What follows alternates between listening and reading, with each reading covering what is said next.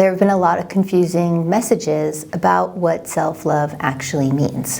Whether it's this idea of narcissism, we think about like selfies or just doing things in this selfish way, or whether self-love, I think, is often talked about in terms of self-care. Recently I looked on Instagram and there were 100 million hashtag self-love posts, like public posts on Instagram, and that's only one platform of social media. We collected 188,000 Instagram and Twitter posts from the year of 2019. The next step really involves looking at social media captions.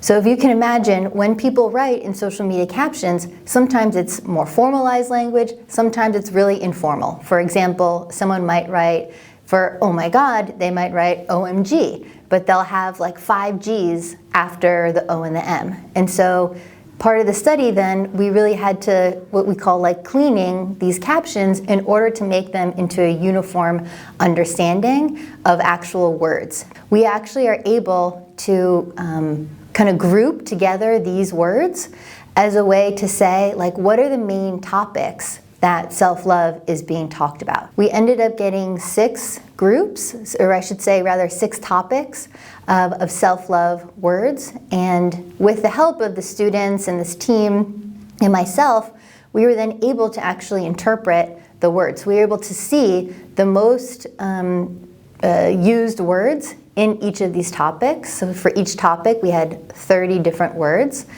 and by looking at that, as well as being able to trace back to which actual social media posts those corresponded with, we could actually start inferring, like, what are these topics? The main results of the 188,000 hashtag self-love posts was that these 4 topics told us that folks were talking about self-love within one, primarily having a relationship with oneself. So the idea of like prioritizing oneself, not doing things out of obligation, being your best friend, that was the largest portion of the self-love posts were in that topic.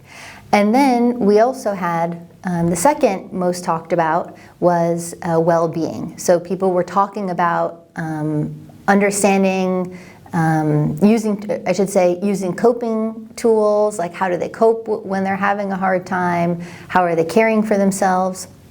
The third one was self-care, and so these are more of the like commodities of doing a face mask, taking a bath.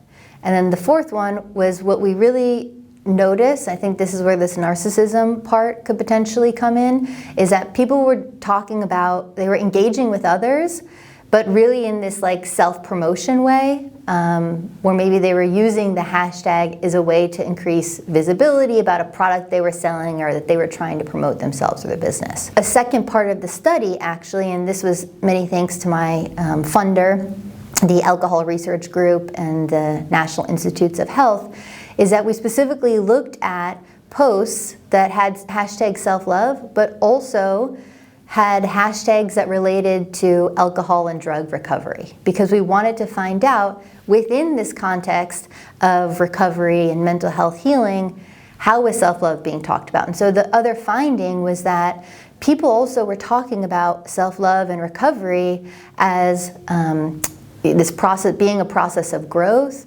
being one where we're learning from the past, where we are looking ahead to the future to build new beginnings, and also really forgiving ourselves for things that have happened. When we then situate self-love within alcohol and drug recovery, we can see that there is some potential for recovery and for benefits of mental health with this term.